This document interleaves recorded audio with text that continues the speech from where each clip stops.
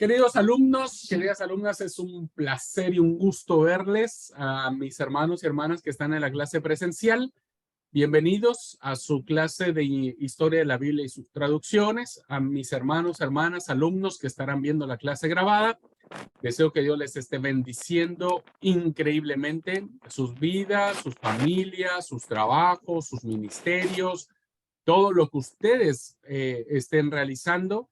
Deseo que Dios los bendiga y les multiplique en gran manera. Bien, vamos a entrar de lleno a la materia. Estamos hablando en este tiempo acerca de cómo el canon bíblico, la Biblia que nosotros hoy tenemos como Biblia, fue inspirada por Dios porque contiene la revelación de Dios. ¿Ah? Es inspirada por Dios porque contiene la revelación de Dios y por lo tanto es inerrante. No contiene error en su mensaje que está desarrollado durante más de 1500 años aproximadamente, que dure el tiempo en que la Biblia fue escrita. Dijimos también, queridos hermanos, que hay diferentes cánones, ¿no? Diferentes libros que diferentes grupos han recibido o han adoptado o entendido como libros inspirados divinamente. Nosotros tenemos en el caso del canon del Antiguo Testamento, el canon hebreo o el canon de Palestina es el que nosotros aceptamos como inspirado. Dejamos de lado los 7 libros deuterocanónicos que contiene el canon católico y nosotros solamente reconocemos los 39 libros que contiene el Antiguo Testamento. En relación al Nuevo Testamento, seguimos teniendo los mismos libros, tanto en el canon católico como en el canon protestante. Creemos que los 27 libros del Nuevo Testamento son palabra de Dios. Veíamos la importancia que tiene, hermanos, en primer lugar, la tradición oral, que dio lugar a la formulación de todos estos relatos que hoy nosotros los leemos por escrito. Si alguien dice, bueno, vamos a leer la historia de Abraham, ¿ok? Tenemos que irnos a Génesis 11, los últimos versículos, capítulo 12 de Génesis. Nosotros leemos sobre la historia de Abraham a partir del Génesis 12. Pero cuando se dan los sucesos, no se escriben las cosas. Entonces, lo que sucedió es que se fue llevando de boca en boca, de generación en generación, y construyéndose lo que fue. Dice Dani que no lo escucha. No me escucha él. ¿Ustedes todos me escuchan bien, hermanos? Sí, sí. Me parece que puede ser tu audio, querido Dani. Puede ser tu audio, che. ¿Sabes qué, Dani? Lo que puedes hacer es salir de la sesión, volver a entrar y ahí volvés a activar tu audio. Tal vez ahí te lo corrija. Eso puede ser. O si no, revisar un poco el volumen de tus auriculares. Bien, entonces les decía que la tradición oral jugó un papel muy importante para la transmisión del texto sagrado. Hasta que pasa la transición del texto oral al texto escrito. Y hay cambios, hay modificaciones. Todos estos relatos, todas estas historias de cuando Abraham manda a su criado a buscarle esposa a su hijo Isaac, la historia de cuando Abraham quiere sacrificar a su hijo, la historia de Jacob que se quiso pasar de vivo, ¿no? Engañando al suegro, la historia del suegro que engañó al yerno, ¿no? Y que le dio la mayor cuando él quería la menor. Todos estos relatos, ¿no es cierto?, llegan hasta alguien que escucha esas tradiciones y las pone por escrito. Las pone por escrito. Y entonces, de a poquito, Esas tradiciones, alguien las escribe, escribe algunas, luego otro escribe otras, hasta que después hay alguien, no sabemos quién, las junta, las une y le da la forma que ahora nosotros ya las tenemos en nuestras Biblias, ¿no? En nuestras Biblias. Bien, hablábamos también un poco acerca de las traducciones. Dijimos, hermanos, que toda traducción es una aproximación. Durante mucho tiempo creímos que la Biblia, la Reina Valera, 1960, pues era la única palabra de Dios, era como la verdad, la pura verdad. Incluso hay todavía personas que siguen creyendo que la Reina Valera 60, incluso más aún, muchos creen que la Reina Valera 1909 es la que directamente cayó del cielo y es con la que nosotros tenemos que regirnos, ah, condenando otras traducciones. Bien, como ustedes, si tuvieron el tiempo y pudieron hacerlo en estos días que estuvimos de asueto, ¿cuántos vieron ya la charla que dio Samuel Pérez Milos? No la han visto. Ok, bueno, este, yo creo que van a necesitar más de un gallo para aprobar la materia, me parece. Muy bien, tienen que verla, hermanos. Tienen que verla, pues si no, entonces ustedes me van a seguir viendo con los ojos grandotes, así como diciendo, ¿y este tipo de qué nos está hablando? ¿No? Tienen que verla. Bueno, en el tema de las traducciones, ¿no es cierto?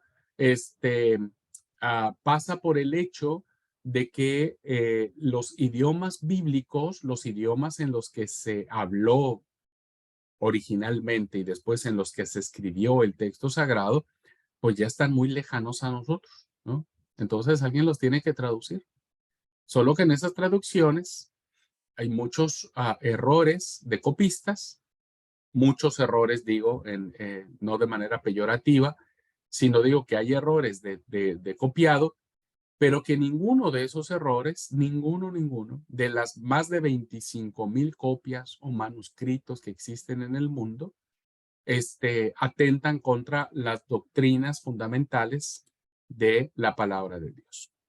Entonces, con estos datos, más o menos, establecemos claramente que lo que hoy nosotros estamos leyendo es lo que el Espíritu Santo preservó, cuidó durante todos estos miles de años y tener la certeza de que nosotros estamos leyendo aquellos libros que fueron inspirados divinamente. Sin embargo, hay mucho que aprender de estos libros. Ajá, muchísimo que aprender. Bueno, así que hoy vamos a entrar en primera instancia, creo que es esta clase, y creo que la otra, si no mal recuerdo, vamos a estar abocándonos primero en el Antiguo Testamento. Vamos a meterle mano al Antiguo Testamento. 39 libros. Pentateuco, libros históricos, libros poéticos y o sapienciales y libros proféticos. No olviden, tienen que aprenderse los libros. Yo en algún momento les voy a mandar un mensaje sorpresa y me tienen que decir de memoria los 66 libros de la Biblia. 66 libros. Eso es básico, básico, ¿no? Si queremos ser buenos estudiantes de la palabra, básico, tenemos que aprendernos, al menos de memoria, los libros. ¿Okay? Entonces vamos a tocar ahora lo que es el Antiguo Testamento y después nos vamos a ver lo que es el Nuevo Testamento. ¿Ok? Bien. Antes de eso, hermanos, hago un paréntesis para invitarlos, para motivarlos a que el próximo sábado 6 de mayo a las 6 de la mañana podamos estar juntos, porque creo que tenemos que orar mucho. Muchos hemos pasado por pruebas, pasamos por pruebas o pasaremos por pruebas, y que solo la oración es la que nos puede dar la confianza, la fortaleza y la fe necesaria para soportar, para aceptar, para confiar que todo viene de la mano del Señor. Así que están cordialmente invitados. La idea es que todos podamos estar. No hay impedimento para que nadie no esté. Es un horario donde podemos estar. Nuestros alumnos de otros países seguramente se van a desvelar un poco más. Los alumnos de México van a tener que levantarse a las 3 de la mañana. Los alumnos de Colombia a las 2, los de Perú también a las 2 de la mañana, a las 4 de la mañana, Colombia y Perú y Venezuela. Pero la verdad, hermanos, es que vale la pena. Vale la pena levantarse, vale la pena clamar al Señor, vale la pena humillarnos ante Él, vale la pena pedir su dirección, su ayuda. Inviten a su familia, a su esposo, su esposa, sus hijos, sus padres, quienes quieran sumarse, ¿no? Los niños pequeñitos, pues no los vamos a despertar tan temprano, pero si alguien quiere, tiene un niño, un adolescente que quiera que también esté en esta actividad, todos necesitamos clamar al Señor, todos, absolutamente. Así es que tenemos este encuentro de oración próximo sábado, antes de las 6, conéctense 15 minutitos antes. Pues la idea es que todos tengamos la cámara abierta. Sé que muchos tal vez los hermanos de las 3 de la mañana, lo que menos van a querer es tener la cámara abierta, pero los que vivimos en Argentina, la idea es tenerla pues para vernos, hermanos, para poder. A veces tener la cámara apagada uno no sabe. Los profesores a veces preguntamos, alumnos, ¿entendieron algo? Y nadie está. O decimos, tal alumno lea esto, no están. Entonces nos damos cuenta que nada más prenden la cámara y se van, ¿no? Y no sabemos si están. Y eso es feo, primero para los profesores, porque nos sentimos así como diciendo, ay, ay, ay, estamos hablando solitos, ¿no? O cuando está uno así, pues uno no sabe si realmente están. Entonces la idea es que podamos estar juntos y charlar y disfrutar de este tiempo. Bien, dicho lo anterior, pongan sus alarmas el viernes a la noche para que nadie se me duerma. No vamos a matar el gallo hasta antes de ese día, por las dudas, ¿no? Vamos a tener el gallo allí. Así que vamos a estar juntos. Bueno, hermanos, necesito toda su atención, tanto para los alumnos que están en la clase presencial como para los alumnos que están viendo la clase grabada. Sé que hay alumnos que ponen la grabación, le ponen a 2.5, 3.8, 20.0 para que vaya rápido, pero tampoco se trata de eso, ¿no es cierto? Se trata de que ustedes puedan tratar de aprovechar al máximo el aprendizaje que puedan recibir. Necesitaría toda su atención porque los temas que vamos a abordar ahora son temas que necesitamos, si no aprendérnoslos de memoria, ¿no?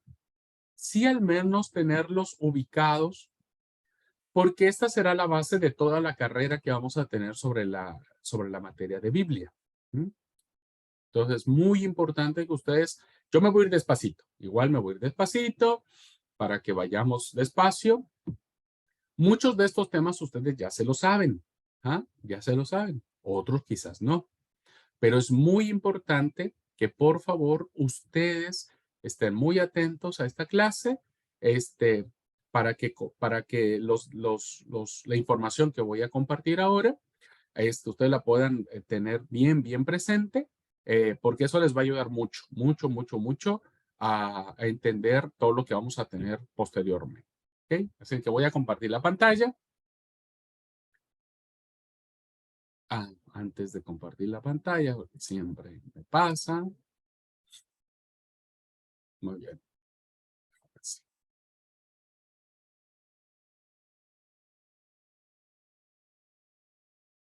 Por favor, si me avisan si pueden ver la presentación ya en sus dispositivos. Muy bien, gracias. Gracias. Bueno. Bien. Vamos entonces a entrar en materia sobre los grandes temas que tienen que ver con el canon hebreo ustedes inmediatamente cuando yo en algunas clases, en otras materias, hable del canon hebreo, del canon de Palestina, ¿no? Eh, estamos hablando del Antiguo Testamento, ¿ah? De los 39 libros. Cuando les hable yo del canon alejandrino o del canon griego, también estoy hablando del Antiguo Testamento, pero es el canon que fue escrito en griego. Pero ahora nosotros vamos a situarnos en el canon hebreo, en el canon de Palestina. ¿Por qué le decimos canon hebreo? Porque fue escrito la mayor parte en hebreo. ¿Por qué le decimos canon de Palestina? Porque fue en la región de Palestina, ¿no? De la Judea, donde se asienta el pueblo de Israel y de ahí sale el texto sagrado. Por eso se le llama el canon de Palestina, por el lugar geográfico. ¿Por qué le llamamos canon griego? Porque fue escrito en griego. Y también a ese canon, ¿por qué le decimos canon de Alejandría o alejandrino? Porque fue escrito, se cree, en Alejandría, en el norte de Egipto. Solo por eso. Muy bien, entonces, vamos a mirar el canon hebreo. Para poder entender, hermanos y hermanas, lo que se detallaría en todo lo que es el canon hebreo, el Antiguo Testamento, es muy importante identificar los momentos históricos fundamentales del pueblo de Israel. Si nosotros logramos hacer mentalmente una línea del tiempo, vamos a ir identificando los sucesos que los libros del Antiguo Testamento nos van a ir describiendo, nos van a ir hablando, nos van a ir narrando. Por eso es muy importante esta clase, porque a partir de estos momentos históricos importantísimos del pueblo de Israel, vamos a entender muchos de los libros del Antiguo Testamento. Por eso les decía, vamos a tratar de tener toda la atención puesta en la clase. Si no, tendrían que volver a repetirla, grabada, para reafirmar el conocimiento. Bien, empecemos. El recorrido histórico, hermanos, no les voy a decir ahora por qué, para no meterme en otras razones, va a iniciar a partir del capítulo 12 del libro del Génesis. ¿Ok?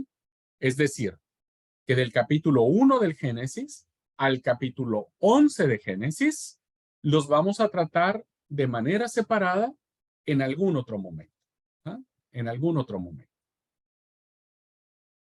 Y entonces vamos a iniciar a partir del Génesis 12. ¿Ok? Del Génesis 12 hasta el último libro de la Biblia, que es Malaquías. Bien.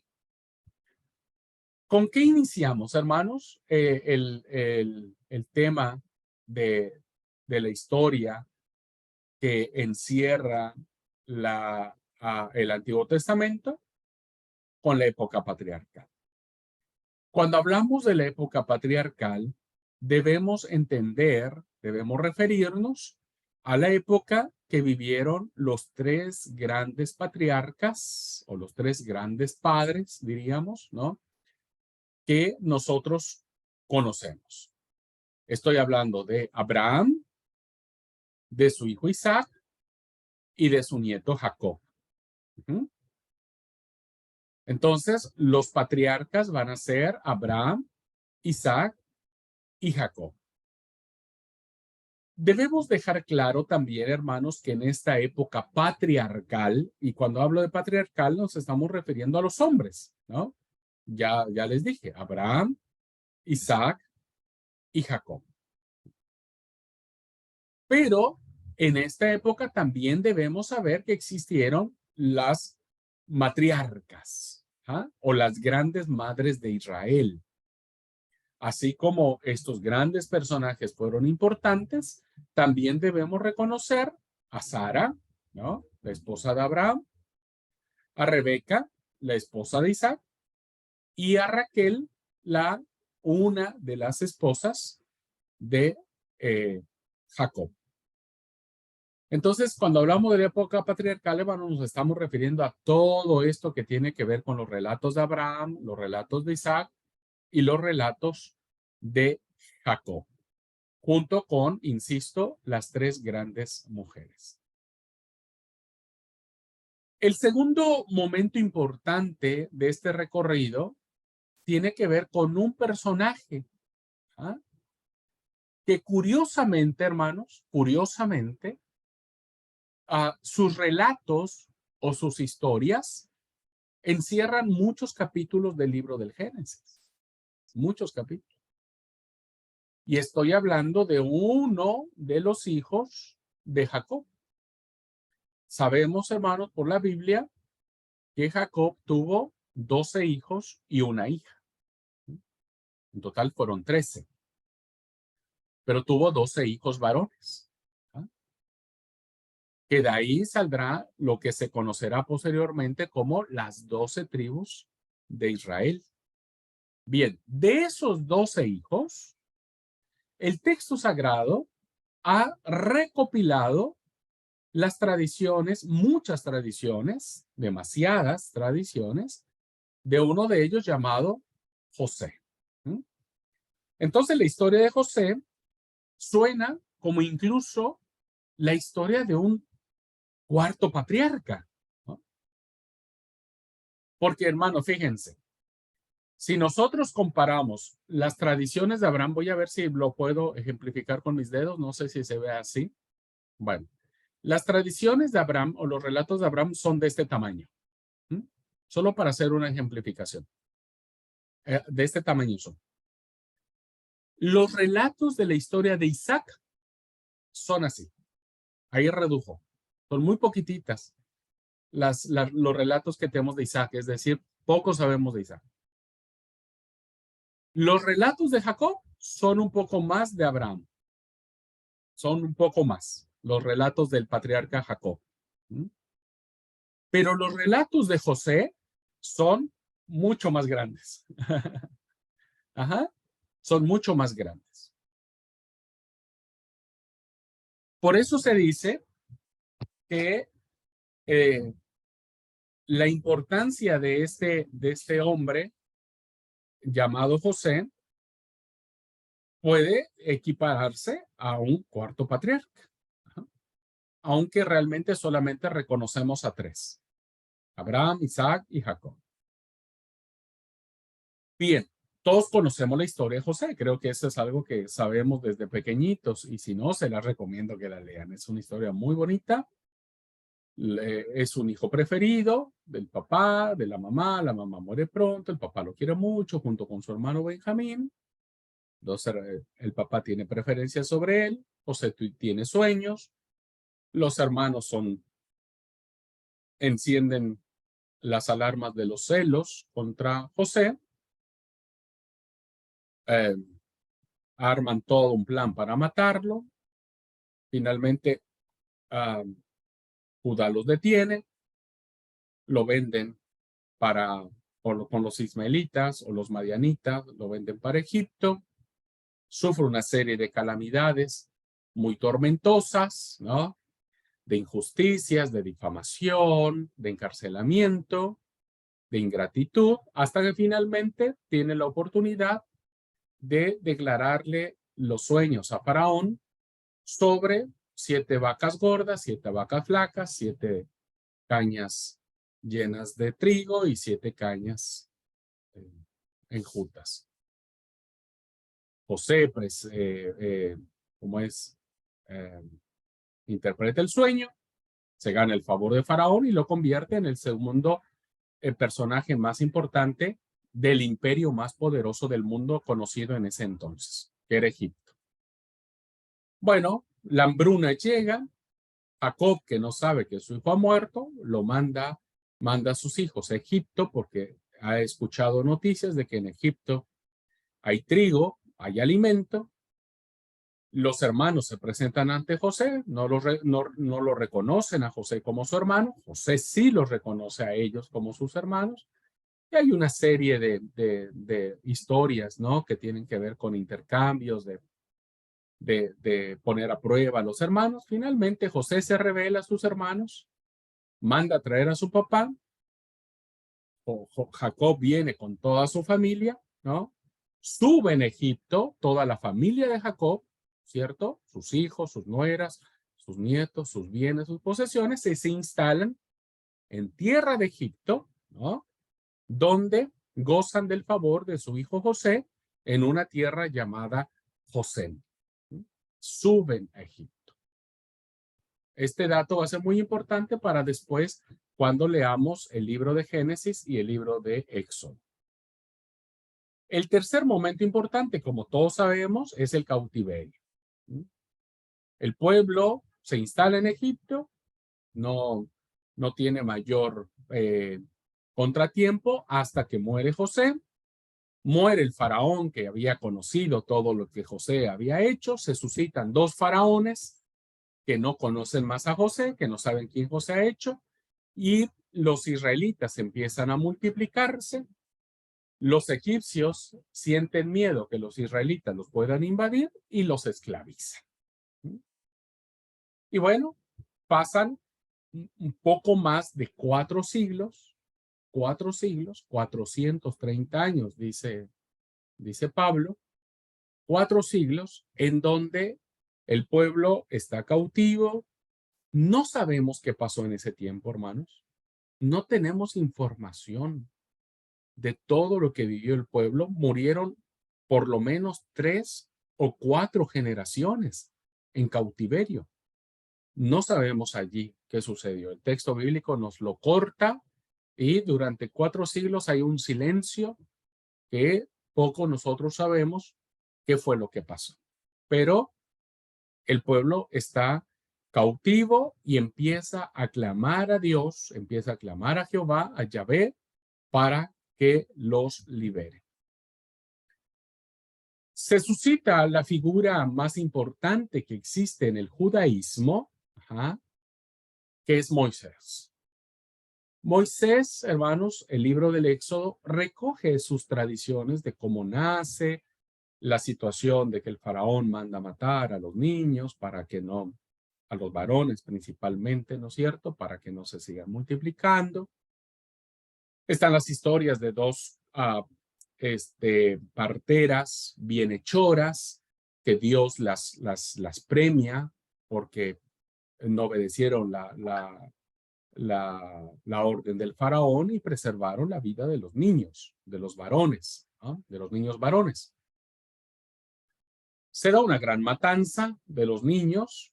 La mamá de Moisés lo oculta, no puede ocultarlo más. La famosa historia de la cuna de brea o la canasta de brea, pone al niño, lo pone en el Nilo.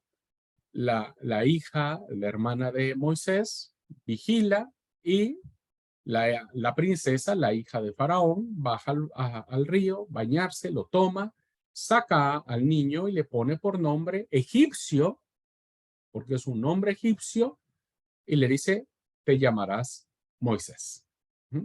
Moisés. ¿Qué significa? El que fue sacado de las aguas.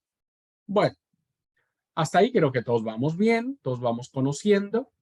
Moisés crece en los palacios del faraón hasta que llega un momento, ¿no es cierto? Llega un momento en el cual él se da cuenta que sus hermanos, los israelitas, los hebreos, están siendo castigados duramente por los egipcios. Y ve cómo un soldado pues maltrata duramente a uno de sus hermanos. Moisés se enoja, se enciende y lo mata. Mata al soldado. Moisés es un asesino. Es un asesino. Hoy nosotros veríamos con malos ojos a alguien que en su vida pasada haya sido un asesino, un malhechor, un narcotraficante, un violador. Pero ¿y por qué tendríamos que verlo mal si finalmente después se convierte en un propósito de Dios, como le pasó a Moisés, ¿no? Moisés, sabiendo que ha matado a alguien, ¿no? Ni siquiera fue en defensa propia porque no lo estaba atacando a él. Sale huyendo de Egipto. Se va a- al desierto, ¿no? Hasta que se encuentra con un personaje llamado Jetro. Jetro tiene varias hijas, Moisés se casa con una de ellas, llamada Séfora, Sara, posteriormente, Séfora o Saraí, y tienen su hijo, tienen un hijo. Moisés se dedica durante 40 años a cuidar ovejas, a estar con el suegro en el desierto, etcétera, hasta que finalmente Dios lo llama a través de una zarza ardiente, un arbusto que está ardiendo, pero no se quema. Bueno, Dios lo llama y le dice, tienes que volver a Egipto a sacar a mi pueblo. Moisés va, se suscitan las 10 plagas, ¿no es cierto?, que todos conocemos. El mar, el agua que se tiñe de sangre, la rana, los piojos, las langostas, los mosquitos, las moscas, etcétera. Finalmente, Faraón no puede retener más al pueblo y deja que el pueblo salga libre. Moisés se convierte en el gran libertador, ¿cierto? Bueno, saca a todo el pueblo y lo conduce a un lugar, hermanos, que es fundamental, ¿eh? Esto también es muy importante que lo tengamos en nuestra mente. Lo lleva al Sinaí. En el Sinaí, según el relato del Éxodo, se dan 2 eventos importantísimos. Cuando el pueblo ya se acerca, acampa a las orillas de la ladera del Sinaí, Dios le da los 10 mandamientos, ¿no? Decálogo, que nosotros conocemos, y se establece el código de la alianza. ¿Ah? Estos 2 códigos van a ser sumamente importantísimos para entender la teología del Antiguo Testamento. ¿Mm? Los 10 mandamientos y el código de la alianza, que se dan en este monte simbólico, no simbólico, en este monte, la palabra era importante, de este monte trascendente llamado el Sinaí. Pero resulta que el pueblo hace un pacto con Yahvé, hace un pacto con Jehová y le dice, sí, nosotros vamos a ser tu pueblo y vos vas a ser nuestro Dios. Punto. Y vamos a hacer todo lo que vos digas. A las pocas horas, Moisés vuelve a subir a la montaña y tarda en bajar. Y el pueblo se desespera. Y dice, bueno, ¿qué pasó?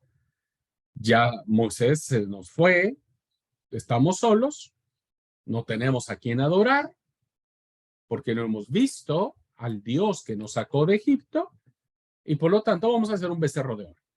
Y ahí se lanzan a hacer un becerro de oro, un ídolo, apoyados por Aarón, el hermano de Moisés, ¿no? Y lo empiezan a adorar. O sea, tardó muy poco, ¿viste? Tardó muy poco el hecho de que el pueblo dijera apenas horas atrás de que iban a ser el pueblo de Dios y horas después terminaban adorando un becerro de oro. Moisés baja, quiebra las tablas de la ley en una señal de enojo por lo que el pueblo ha hecho, de idolatría, y Dios castiga al pueblo, ¿no? Primero, hay una gran matanza en el campamento. Los de Leví toman la espada y van tienda por tienda, matando a todos aquellos que hicieron la adoración al ídolo falso. Y el resto del pueblo, Dios los castiga en un peregrinaje durante 40 años en el desierto, ¿no? 40 años en el desierto, hasta que toda esa generación hubiese muerto. Es decir, que los que iban a entrar a la tierra prometida, que por eso los sacaron de Israel, de Egipto, porque Dios le había prometido a Abraham que le iba a dar una tierra, una gran descendencia. Los que iban a entrar a la tierra prometida no fueron ninguno de los que salió de Egipto, salvo 2 personas. ¿Qué fue? Josué y Otoniel, sí, no, Caleb y Josué. Fueron los únicos 2 personajes que salieron de Egipto que sí entraron a la tierra prometida. Todos los demás murieron en el camino. Todos los demás murieron en el camino. Así que en el camino, durante 40 años en el desierto, el pueblo se multiplicó, ¿no es cierto? Y entonces, solo los de 12 años, que fueron muy pequeñitos al momento de la idolatría, también se les preservó la vida. Pero de los que estuvieron mal, Josué y Caleb fueron los únicos. Bueno, 40 años estuvieron vagando en el desierto. Esto nos lo cuenta el libro de Números. Números nos va a contar todo lo que pasó el pueblo durante esta travesía por el desierto, hasta que llegan a las llanuras del Moab. Las llanuras del Moab, hermanos, es el peregrinaje que hizo el pueblo de Israel del Sinaí hasta las montañas de Moab, o las llanuras de Moab. Este lapso, 40 años, fue el peregrinaje en el desierto. Y las llanuras del Moab, hermanos, es donde el pueblo descansa, porque están a las orillas del río Jordán. Para conquistar la tierra prometida necesitan pasar el Jordán. Entonces el pueblo descansa allí, y fue en ese lugar donde Moisés muere. Esa historia donde Dios le dice, bueno, subirás y contemplarás toda la tierra, pero no entrarás en ella. Así que en estas llanuras de Moab, ¿no? Antes de que el pueblo cruce el río Jordán, Moisés pronuncia 2 grandes discursos muy poderosos y muy importantes para la teología del Antiguo Testamento. Esos 2 discursos se encuentran en el libro del Deuteronomio. El Deuteronomio nos va a contar no solo la muerte de Moisés, sino nos va a contar estos grandes discursos, estas grandes leyes que el pueblo va a tener que observar una vez que pase el río Jordán y posea la tierra prometida. Entonces, lo que va a suceder en las llanuras de Moab va a ser trascendental para la teología, para el pensamiento religioso del pueblo de Israel, que ya se empezó a formar. Y una vez que Moisés muere, Moisés le pasa el mando a su discípulo, ¿no? Diríamos de esa forma, llamado Josué. Entonces Josué ahora comanda al pueblo. Ahora Josué es el que va adelante del pueblo, que Josué, por cierto, no se llamaba Josué, se llamaba Oseas. Josué es un sobrenombre, ¿no? No se llama Josué, se llamaba Oseas. Josué conduce al pueblo hasta el río Jordán. El río Jordán se abre, ¿no es cierto?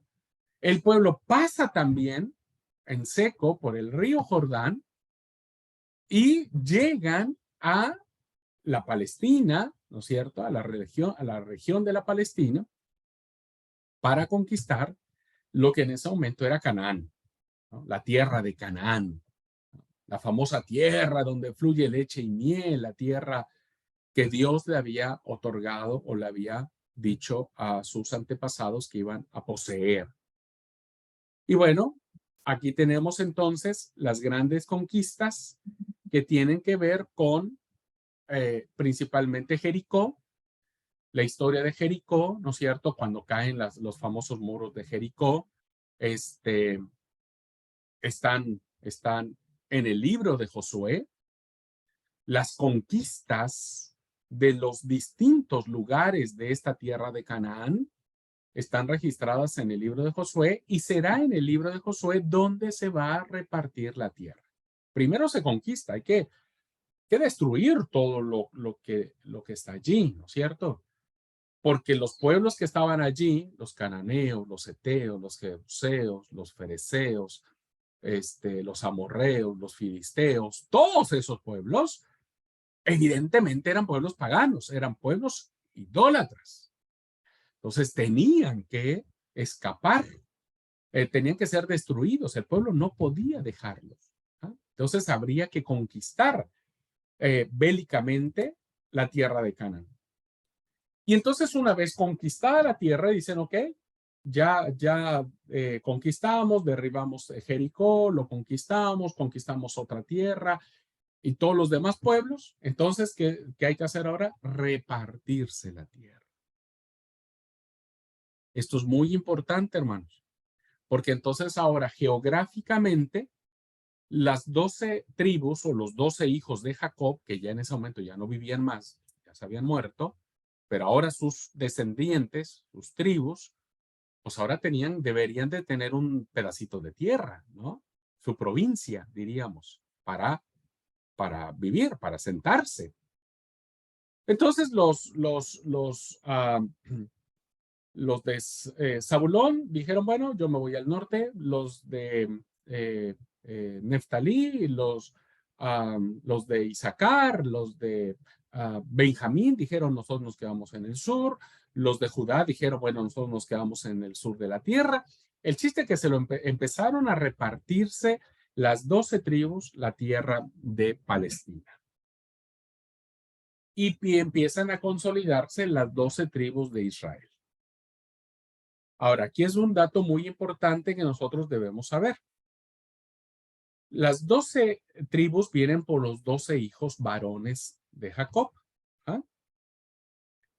Pero resulta que cuando José está en Egipto, él se casa con una princesa egipcia llamada Asenat o Asenet, como se pronuncie, Asenet o Asenat, egipcia, y tiene 2 hijos.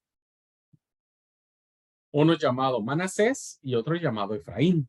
Manasés el mayor y Efraín el menor. Entonces Jacob, antes de morir, los bendice, pero pone las manos de diferente manera. Bendice especialmente Efraín como el mayor, ¿no es cierto? Bueno, en vez de José tener un territorio, tienen 2. Entonces, cuando conquistan la tierra, la tribu de José está representada por sus 2 hijos, por Efraín y por Manasés. Y a esos 2 tribus se les da tierra. O sea, no hay una tribu de José. No hay una tribu de José. Solamente hay la tribu de Efraín y la tribu de Manasés. ¿Ok? Los levitas, los descendientes de la tribu de Leví, que Leví era otro hijo de Jacob se llamaba Leví. Y sus descendientes se les llamaron levitas. Estos levitas no se les dio tierra, no se les dio una posesión. A ellos se les dejó la responsabilidad de ministrar todo lo que tenía que ver con los aspectos religiosos del tabernáculo. Porque en ese momento, acuérdense, todavía no hay templo. Está el tabernáculo. Entonces a ellos se les dio la libertad de elegir, de trabajar, de atender, de ministrar todos los aspectos religiosos dedicados a Yahvé. a Dios, ¿no? Así es que ellos no tuvieron tierra. Tenían ciertas propiedades en las distintas tierras de sus hermanos, pero tierra como tal, una provincia como tal, un territorio como tal, no tuvieron los levitas. ¿Ok? Muy bien. Hasta aquí, hermanos. ¿Vamos bien? ¿Alguna pregunta? ¿Se va entendiendo? ¿Me va, como dijimos en la predicación, ¿me van siguiendo? ¿O se quedaron en la época patriarcal? Está muy bien. ¿Sí? ¿Voy siendo entendible, hermanos, o no? Estoy tratando de hacerlo, no le estoy contando todo al pelo y señal, hermanos, porque si no, no acabamos jamás. Estoy tratando de darles los eventos más importantes. ¿Pero vamos bien? Sí, Está hermano. todo muy claro. Vamos bien.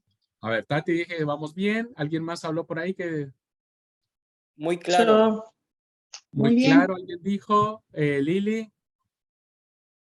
sí, es todo muy claro. Por ahí mucha información para el momento, pero no importa, después lo volvemos a ver el video. Sí, sí, tal bien. Ese es cierto. Es mucha información porque les estoy narrando, hermanos, lo que pasó en 1000 años. Lo que pasó en más de 1000 años, se los voy a tratar de narrar en hora y media. Entonces, es cierto que es mucha información, pero es muy importante que ustedes la identifiquen al menos, con que ustedes vean los títulos, con que los títulos los vayan aprendiendo. Entonces ya, yo le estoy diciendo en qué libro se está viendo tal cosa para que más o menos los vayan relacionando. ¿Ok? Bueno, Okay. seguimos. Si alguien tiene alguna duda, alguna pregunta, quieren que repita algo, hermanos, por favor, con toda confianza. ¿Ok? ¿Qué pasa cuando ya llega el pueblo y dice, ok, ya nos repartimos la tierra? Eso está en el libro de Josué. Ya cada tribu empieza a tener su propia gobierno, se empiezan a, pues ya no son los esclavos de Egipto, ¿no es cierto? Ya no son los esclavos de Egipto, ahora ya son dueños de su tierrita. Por lo tanto, empiezan a construir, a sembrar, pues a hacer su vida, se empiezan a consolidar las 12 tribus de Israel. Ajá. Hasta este momento, las tribus, pues medianamente siguen estando juntas. Cada una ya se vuelve independiente, pero en términos generales siguen siendo pues un solo pueblo, ¿no? O sea, siguen siendo el pueblo de Jacob o el pueblo de Israel, ¿no? ¿Qué pasa, hermanos? Pues resulta que Israel, como siempre, pues no obedeció a Dios, ¿no es cierto? Porque Dios le dijo, miren, cuando ustedes pasen la tierra y posean la tierra prometida, tienen que destruir a todas las naciones. Pues no, ¿viste? Pues no, siempre el hombre llevándole la contraria al Señor.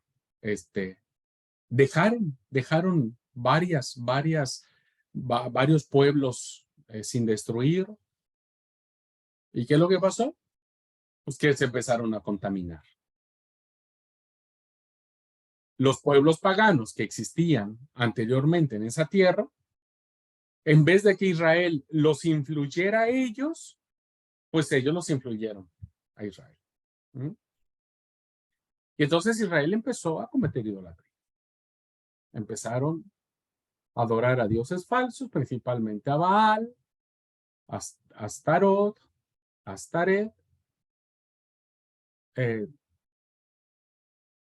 y cada uno hizo, hermanos, un quilombo de ese tamaño. Se armó un quilombo entre ellos impresionante. Porque cada uno de ellos empezó a hacer lo malo delante de los ojos de Jehová.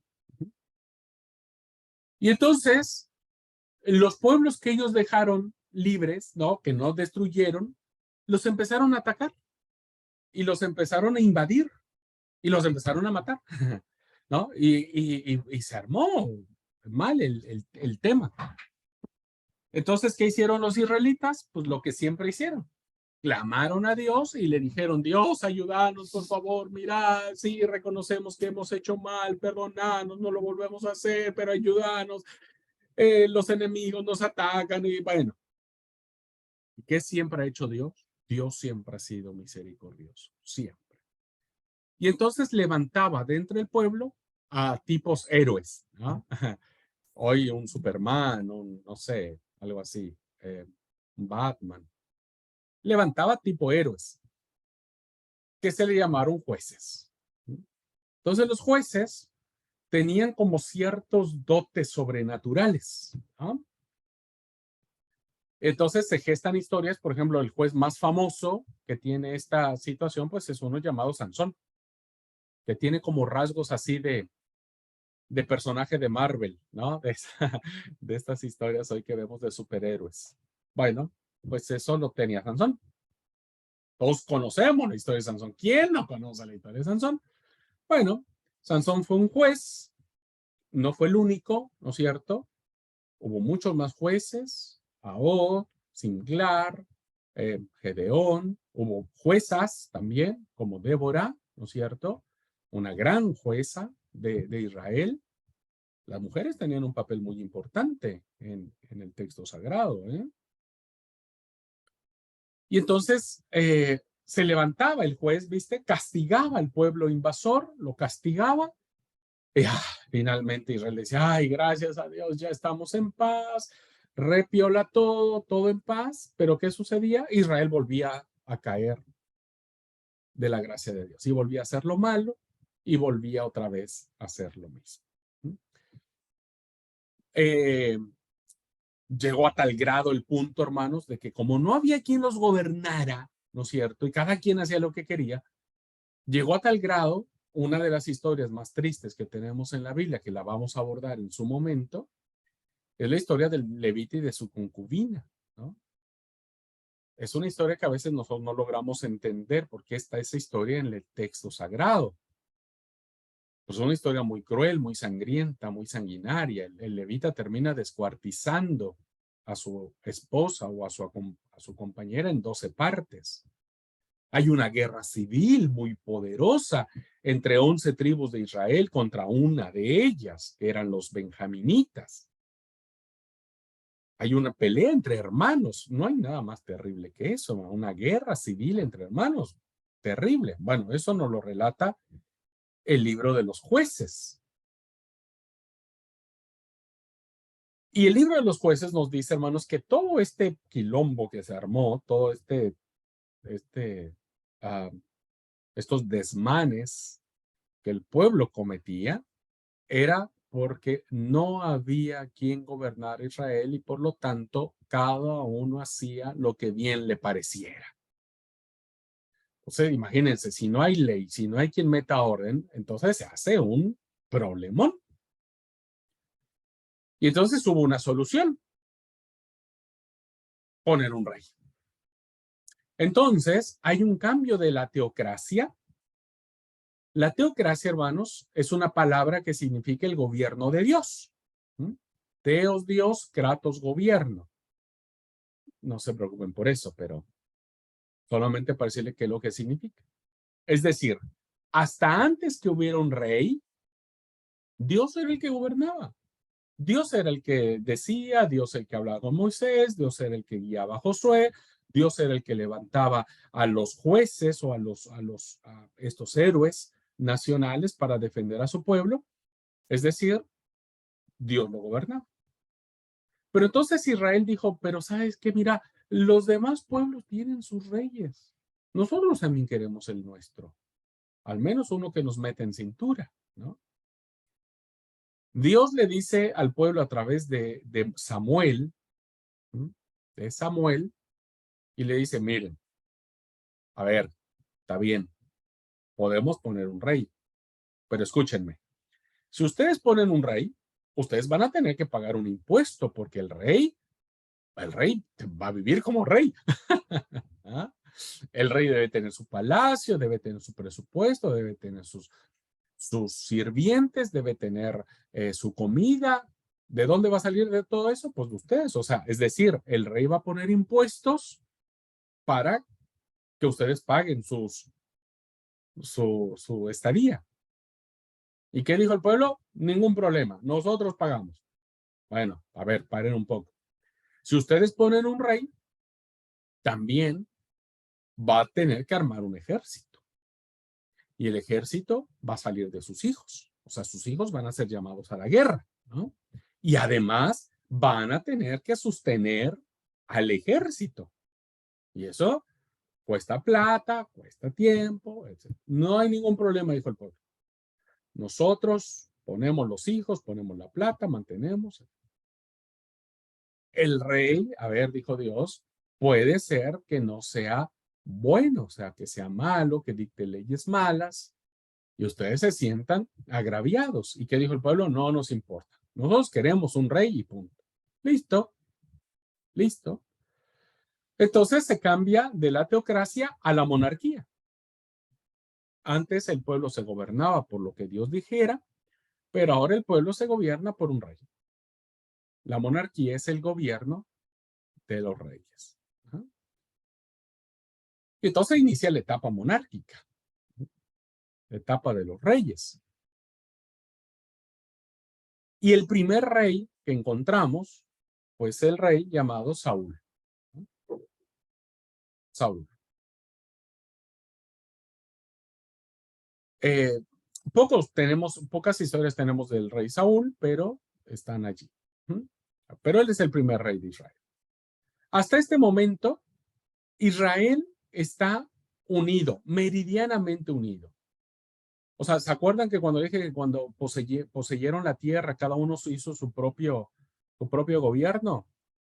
Bueno, cuando Saúl lo nombran rey, tampoco es que crean que todo el pueblo estaba unido y todo. No, realmente el pueblo estaba allí tratando de acomodarse, tratando de someterse a las órdenes de una persona, ¿no? Bueno, todos sabemos que le pasó a Saúl, no hizo lo correcto, tal, y Dios lo quita del trono, y entonces surge el segundo rey de Israel. Este sí fue bueno, diríamos, ¿no? El reino acá ya se une totalmente. Para esto, ¿no es cierto? Las tribus del sur reconocen a David como su rey, y reina durante 7 años en Hebrón. Y después las tribus que están en el norte, pues también lo reconocen como rey, y entonces ahí David hace un reino unido. David realmente gobierna las 12 tribus. Y todos se someten al designio de David. David, hermanos, es un gran personaje, todos sabemos, bueno y malo, ¿no? Es un hombre conquistador, es un hombre de manos manchadas de sangre, porque es un hombre muy guerrero, muy conquistador. Empieza a conquistar varios terrenos a favor de Israel, ¿no es cierto? Las tradiciones bíblicas le van a dar el lugar a David como que de su descendencia nacería el Mesías. Y entonces David, cuando gobierna ya las 12 tribus, las que están en el sur y las que están en el norte, el problema al que él se encuentra es decir, ¿dónde pongo la capital del reino? Si yo pongo la capital del reino, ¿no es cierto? En la región del sur, pues las del norte se van a enojar, van a decir, che, para un poco, ¿cómo que pones en el sur? Lo mismo sucedería si la capital la iba a poner en el norte, ¿no? Los del sur dirían, bueno, ¿por qué pusiste en el norte? Sí. Entonces David tomó una decisión salomónica y lo pone casi a la mitad de las dos regiones, ¿no? Y pone su capital, Jerusalén, la capital del reino se llamará Jerusalén, al norte de Judea, ¿no es cierto? Al sur de Samaria. Tal vez es un tanto complicado si ustedes no se ubican en las ciudades. Lo que quiero decirles es que la capital del reino David estratégicamente no la pone en el norte, la pone en el sur, ¿no es cierto? En la región del sur, pero cerquita del norte. Entonces hagan de cuenta que David le dijo al pueblo, la puse en medio. ¿Ah? Así que para que nadie se pelee, Jerusalén está a la mitad. Pero en realidad estaba dentro del territorio de la tribu de Judá. ¿Mm? Estaba dentro del territorio. Entonces, aunque estaba a la mitad, diríamos, de todo el territorio, más o menos, seguía estando o pertenecía al sur. ¿No? Pero David pone ahí la capital y a partir de ahí Jerusalén, hermano, se convertirá en una ciudad muy importante. ¿No? Muy importante. David muere y lo sucede su hijo Salomón. Hasta aquí el pueblo sigue estando unido. Las 12 tribus siguen obedeciendo ahora a Salomón. Pero resulta que Salomón, a diferencia de su papá David, él también expande, Salomón expande su territorio, es muy conquistador Salomón, pero Salomón, hermanos, es muy hábil en los negocios. Entonces él empieza a comerciar con las naciones paganas. ¿Ah? Empieza a tener tratos diplomáticos, empieza a tener relaciones internacionales con otros países y empieza a acumular mucha plata. Entonces, resulta que David no pudo construir el templo de Dios porque según el relato bíblico dice que sus manos estaban manchadas de sangre, por lo tanto no podría construir el templo, tendría que construirlo su hijo, Salomón. Y Salomón empieza a construir el templo. Pero Salomón piensa en un templo enorme, enorme, en un templo, realmente la gloria del templo de Salomón fue impresionante. No hay vestigios actualmente, hermanos, no hay ruinas que nos digan cómo fue el primer templo de Salomón, pero por los datos que tenemos en la Biblia, fue un templo que impresionaba a cualquiera. Pero ¿qué pasó, hermanos? Pues pasó algo muy importante, como todo gobierno, ¿no? Cuando quieres sacar plata, ¿de dónde saca plata los gobiernos? Pues de los impuestos. Entonces Salomón empezó a decir, bueno, che, yo necesito plata. ¿De dónde voy a sacar plata? Porque necesito plata para el templo y necesito plata pues, para seguir manteniendo el estilo de vida que él llevaba, que tampoco era, no era nada, nada ahí, ¿viste? Era un buen estilo de vida lo que llevaba Salomón. Entonces dijo, bueno, pidámosle plata al pueblo a través de los impuestos. ¿Qué es lo que pasó? Que cuando Salomón sale a pedir plata al pueblo, a los del sur les pide plata. Le dice, sí, bueno, ustedes tienen que pagar tanto, ¿no? Pero a los del norte los presionan, los oprime, o sea, les dice, a mí no me importa, ustedes me tienen que dar tantos impuestos, tanta plata, tanto esto, tanto lo otro, y los va oprimiendo tanto, tanto, tanto, que el pueblo del norte, las tribus que estaban en el norte, pues se sintieron así como diciendo, che, para un poco, o sea, nos estás matando literalmente, pidiéndonos un montón de plata. Y entonces ahí lo que pasa es que el pueblo empieza a cansarse. Como todo pueblo, ¿viste? Díganselo a los argentinos, y estamos atoradísimos acá que ya no podemos más. Pero el gobierno de algún lado tiene que sacar plata. ¿No? Bueno, lo mismo pasó con Salomón. Salomón no tenía otra forma que sacar plata que oprimiendo o sangrando o poniéndole mayores impuestos a su pueblo. Pero, ¿cómo es? Obligó más a los del norte. Todos los del norte estaban re cansados ya de esto y ya no estaban tan de acuerdo con el reinado de Salomón. Y empiezan a romperse las relaciones entre el norte y el sur empiezan a romperse.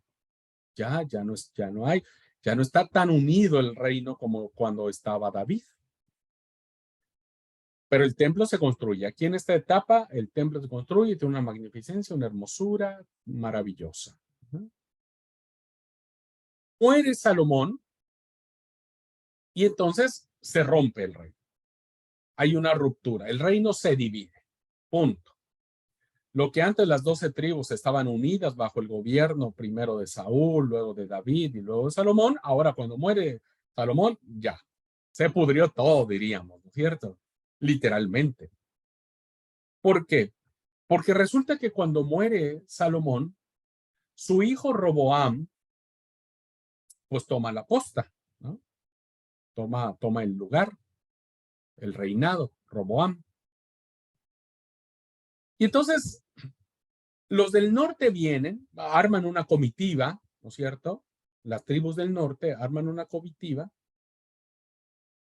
y vienen a hablar con Roboam y le dicen, che, mira, todo bien, pero tu papá, la verdad es que no sangró. Tu papá nos impuso cargas pesadísimas. ¿Ah? Así es que te pedimos que no seas como tu papá. Bájale la mano y seguimos como antes, ¿no? Te reconocemos como rey, pero la verdad es que tu papá fue re complicado. ¿Qué hace Roboam? Pues Roboam, en primer lugar, manda a traer a sus consejeros, los más ancianos, los más viejos.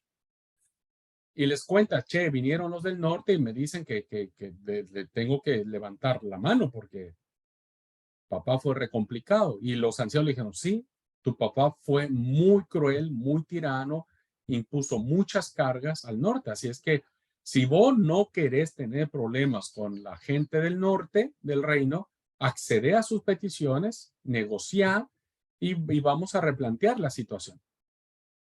Bueno, pero Roboam no se queda con eso, ¿no es cierto? Y manda a traer a sus compinches, a sus amigos, a los jovencitos, ¿viste? Que no falta. Los amigos jovencitos y les dice, che, vinieron los del norte, tal, ¿qué hago? ¿Qué le dicen los jovencitos?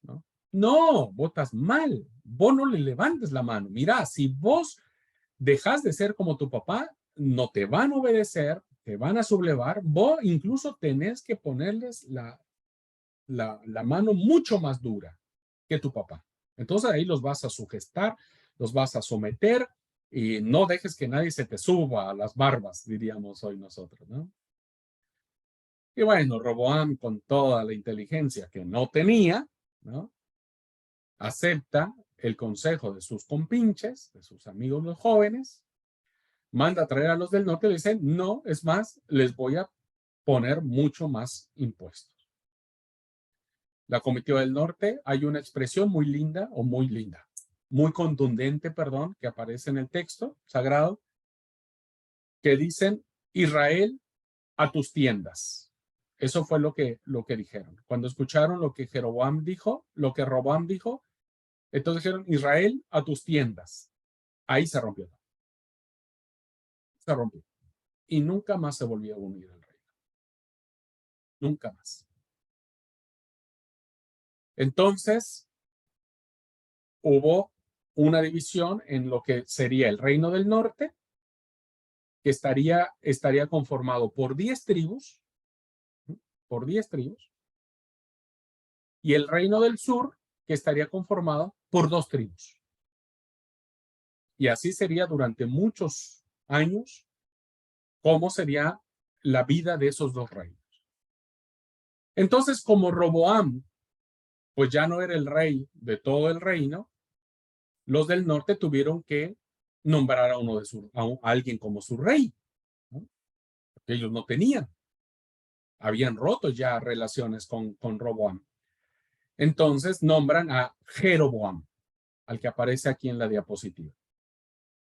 Entonces Jeroboam es el rey, el primer rey del reino del norte.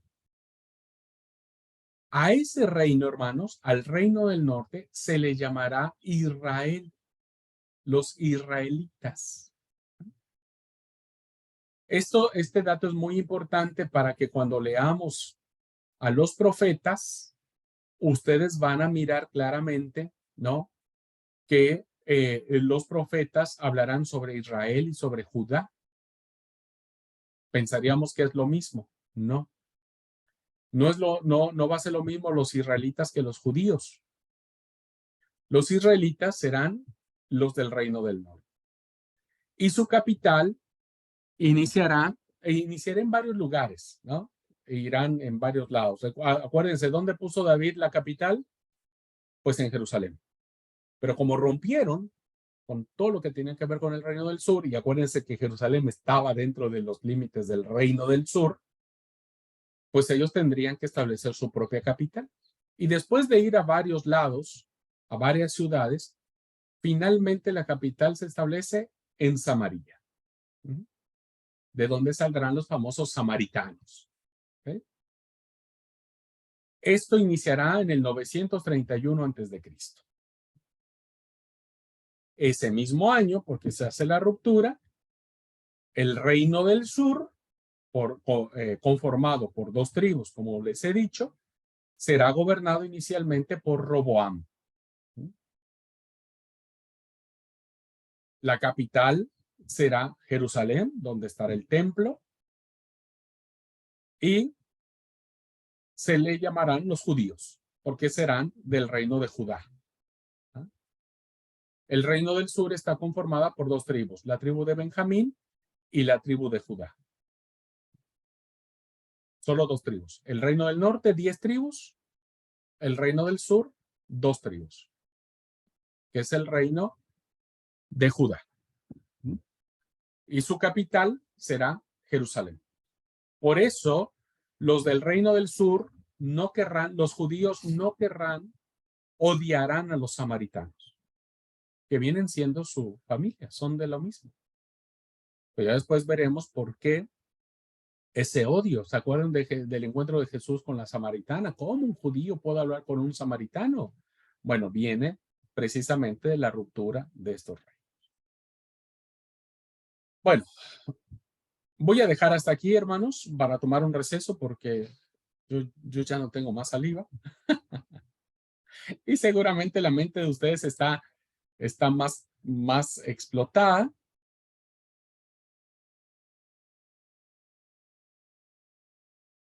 Vamos a tomar un receso. Por eso les decía que era importante que ustedes tuvieran bien consciente esta clase para que pudieran más o menos empezar a escuchar, al menos familiarizarse con los términos. Ustedes van a escuchar mucho a partir de ahora el reino del norte, el reino del sur, van a escuchar mucho acerca del reino dividido, van a escuchar mucho acerca de la monarquía, de la teocracia, van a escuchar mucho de estas palabritas, ¿no es cierto? Ustedes ya van a empezar a identificar, más o menos me acuerdo que eso era en el Antiguo Testamento. Bueno, ya es ganancia, ¿no? Ya es ganancia. Bien, preguntas, hermanos. Hasta aquí. Todavía no termino los 1000 años. Apenas voy en el año 700, más o menos. ¿Alguna pregunta, comentario?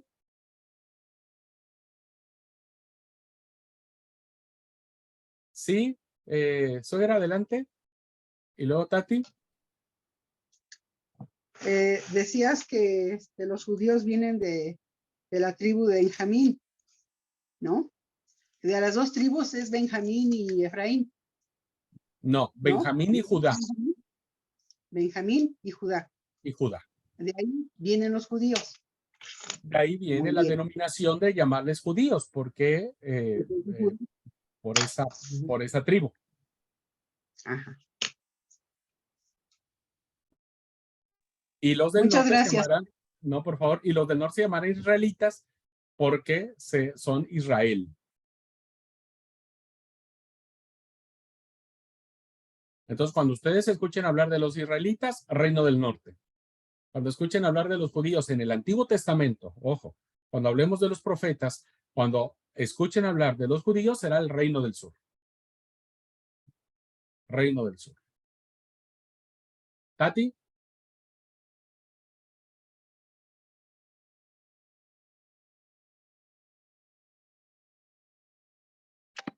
Ya voy, un Sí, sí, ratito sí. ya vuelvo. Sí, tranqui, tranqui. ¿Alguien más, hermanos? Quisiera preguntarles, ¿esto más o menos lo sabían, hermanos? ¿Tenían ya conocimiento de esto? Yo estoy tratando de hacerlo, perdónme que a veces uso palabras medias burdas, pero trato de hacerlo un poco más ameno la, la historia, pero más o menos conocían estos datos, ¿no es cierto? Yo sí. Muy bien, Marianela también. Bueno, entonces vieron que no es tan complicado. Sí, Tati, adelante. Bueno, yo no, estoy perdida. Casi todo nuevo para mí. Está bien.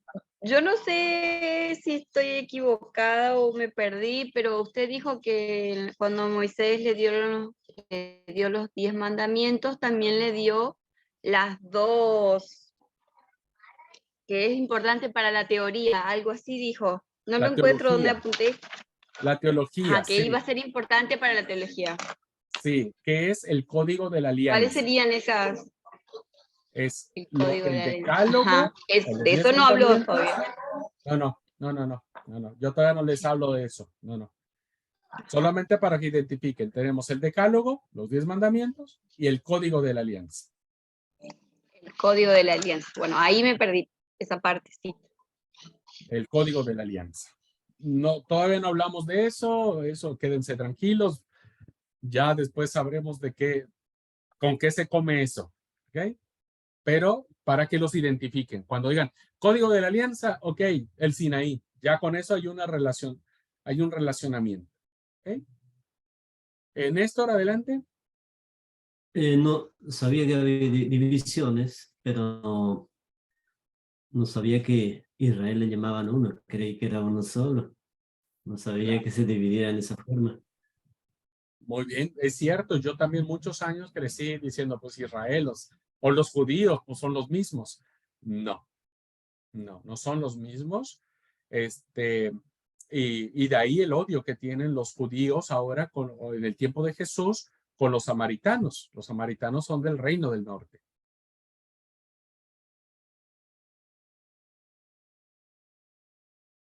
Muy bien. Bueno, 10 minutitos tomamos de receso, hermanos, y volvemos a la clase.